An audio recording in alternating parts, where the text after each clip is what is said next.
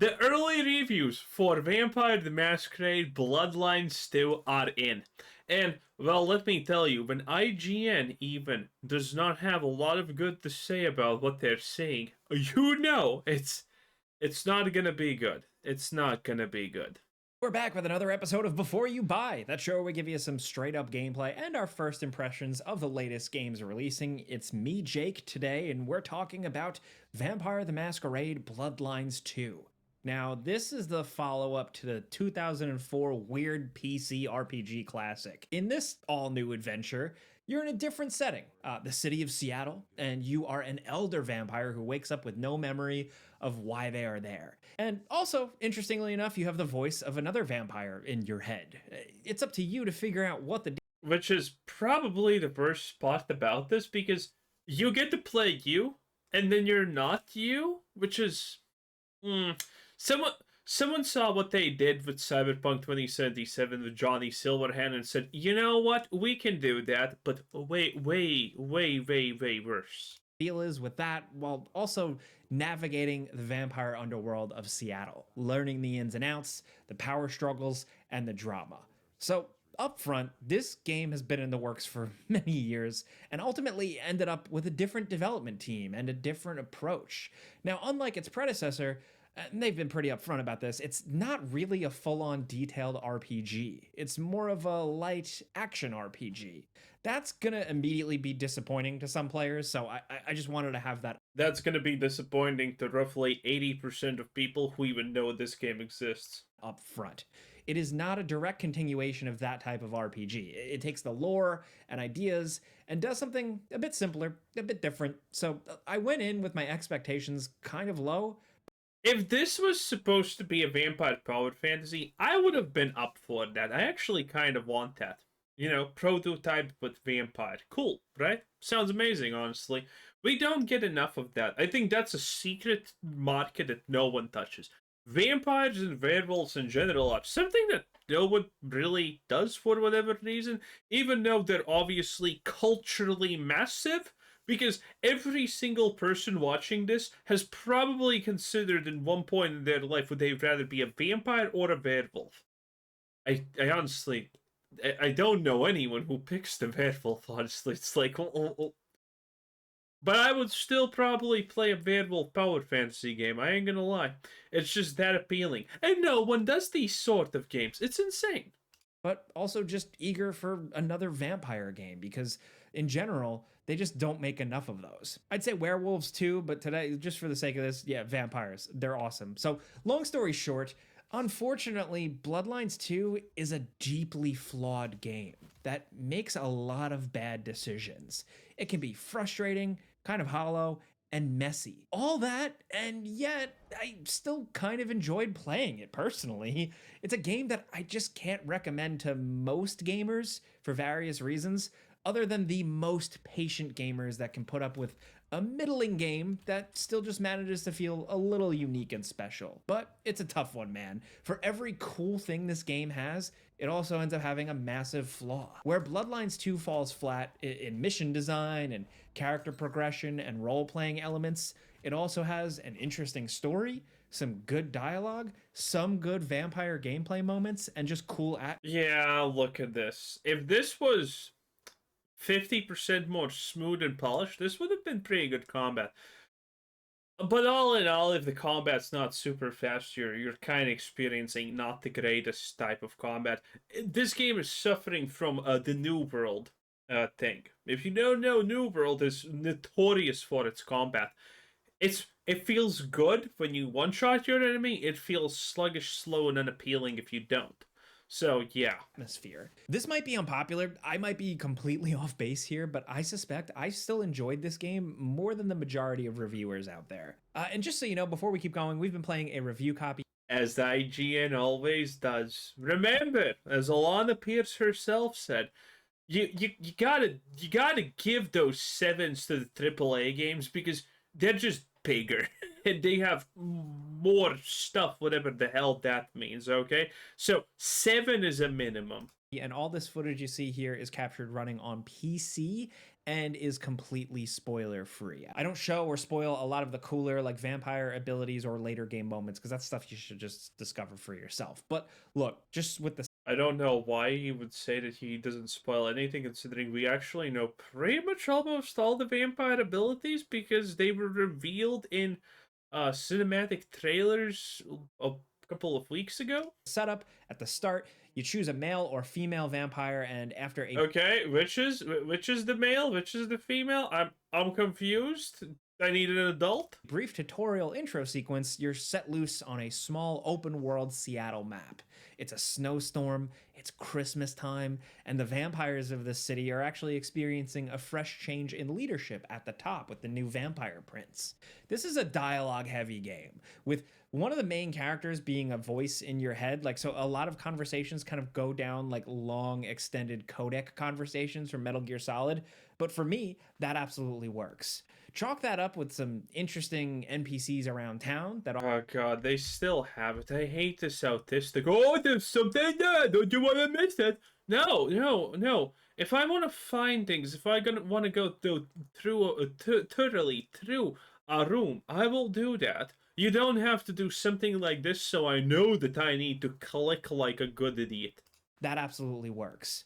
Chalk that up with some interesting NPCs around town that often just look or sound interesting, and it makes for a really good, like, I don't know, like unfurling of the tapestry that is this detailed pre-existing universe. Even if you don't know anything about the World of Darkness lore that this all exists in, the game is excited to educate you, and I think it does a real nice job at doing so. While some voice acting is a little annoying or falls Oh, I was gonna say what you will about the game. The voice acting here to speak, because it actually is. Now, annoying, probably yes, but is all of the voice acting super well done? Yeah, that's definitely true. falls flat. There are some good characters here that just feel like just campy enough, just like trashy enough to fit in with this whole neon drenched snowy setting.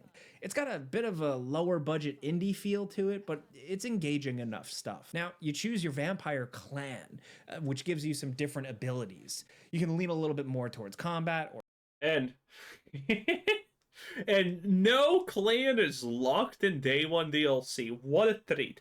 Don't worry, they're gonna find a way to still nickel and dime you. stealth, but the game pulls the Deus Ex human revolution thing here and often forces you into combat either way. Now, combat itself is weird. It's first person melee combat that is very punchy. Like, it's got some impact to it. You can punch a mortal and watch them fly across the room. You can dodge at Jesus. You can punch a mortal and watch them fly across the room. Man, that is some low quality. This does not work like a poet fantasy or anything. You can dodge at supernatural speeds.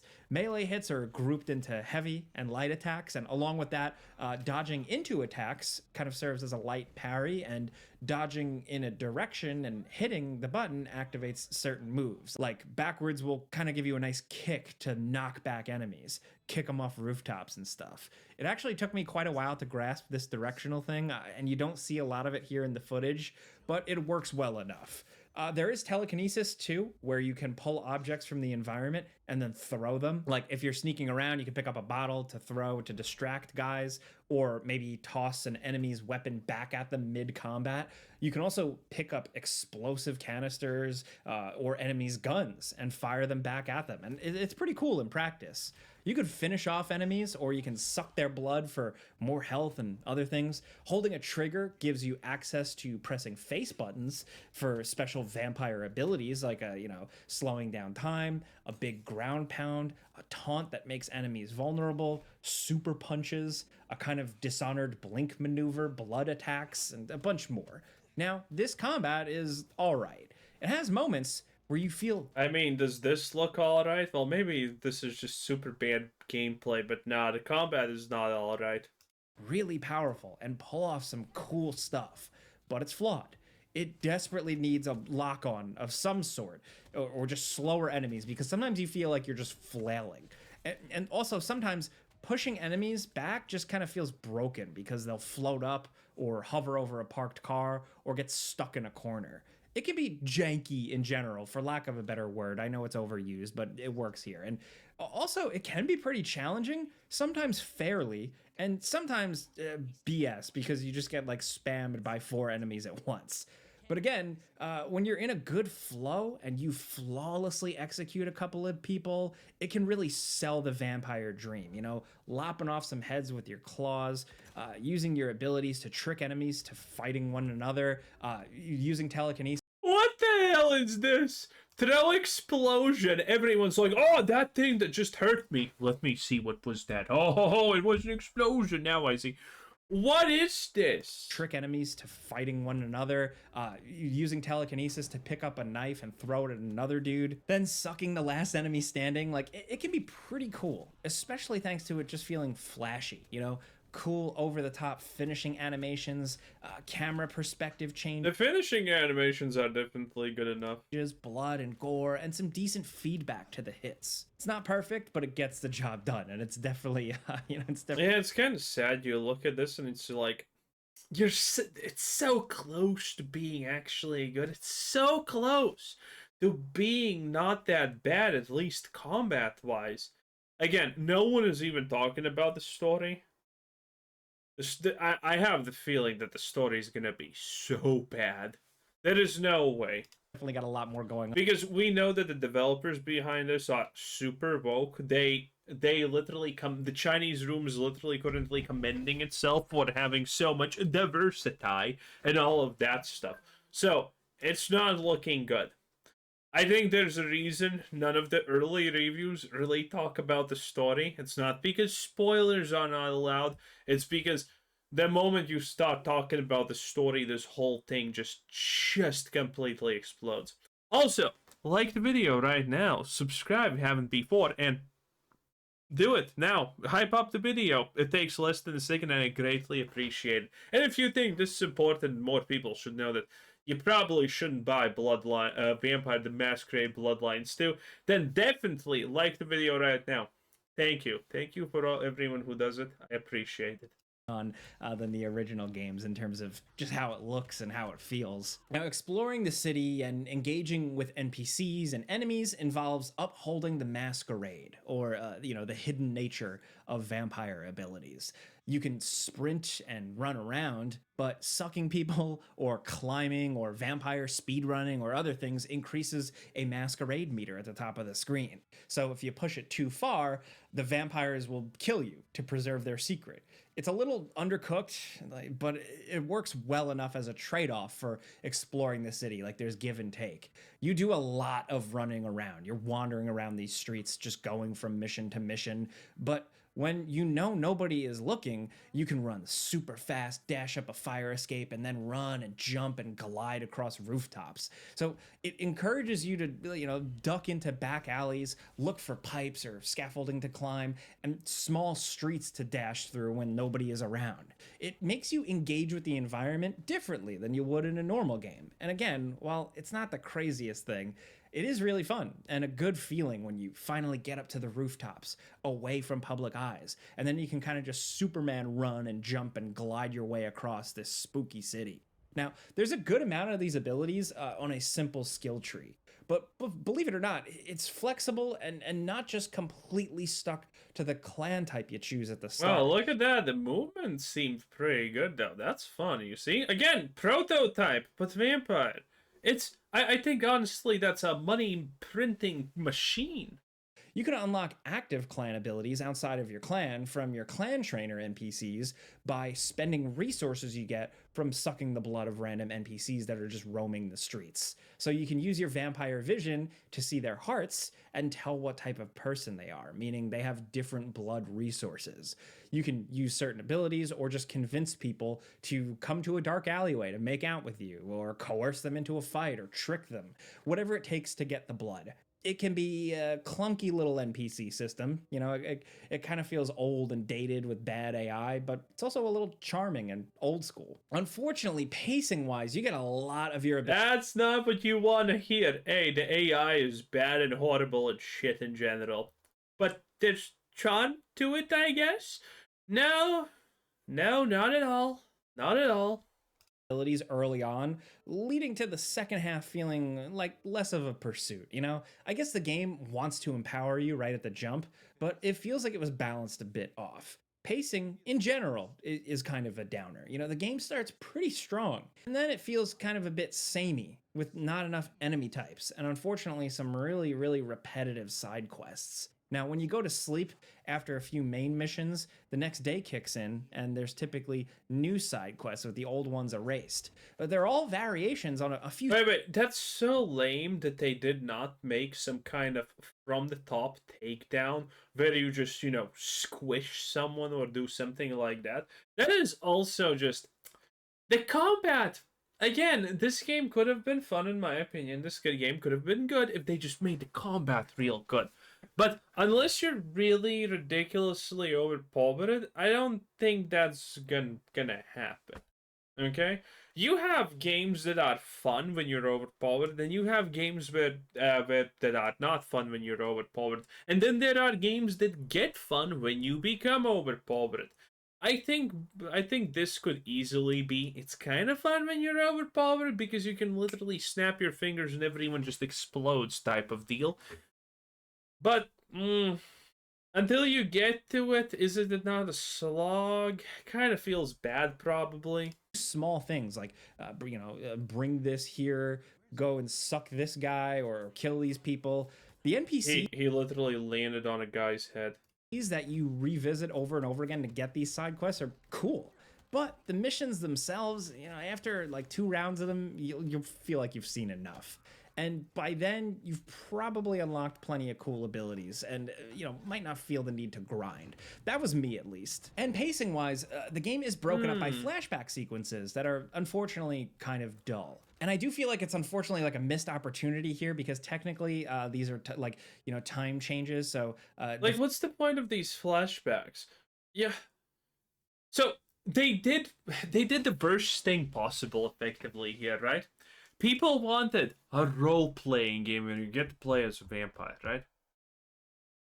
You kind of got that, but the role-playing was cut out, and the real role-playing, I guess, that you really get is flashbacks of someone who is not you?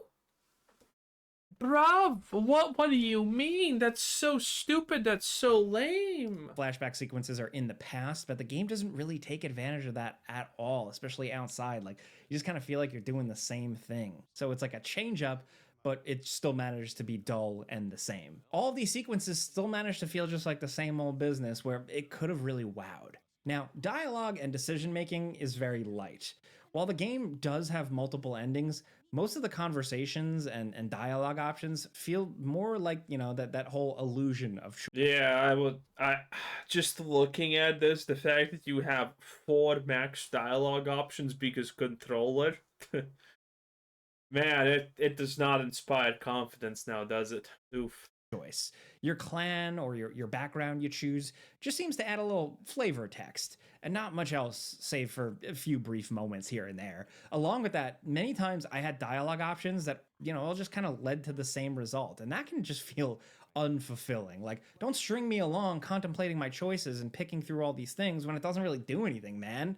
Now, at the very least, I did enjoy talking to the NPCs, like with what I said up top, learning about this world, learning the ins and outs of the vampire clans and the story and the power brokers in this fictional Seattle. Still, even if my decisions didn't give that much agency, I still liked experiencing the story. Now, the only other issue is bugs.